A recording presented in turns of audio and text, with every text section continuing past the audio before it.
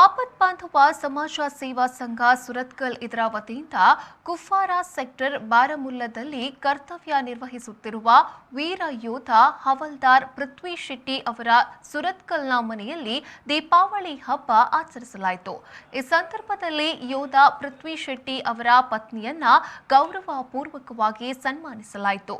ಈ ಸಂದರ್ಭದಲ್ಲಿ ವೀರ ಯೋಧ ಪೃಥ್ವಿ ಶೆಟ್ಟಿ ಅವರಿಗೆ ವಿಡಿಯೋ ಕಾಲ್ ಮುಖಾಂತರ ಸಂಘದ ಸದಸ್ಯರು ಮಾತನಾಡಿ ದೀಪಾವಳಿಯ ಶುಭಾಶಯಗಳನ್ನ ಕೋರಿದ್ರು।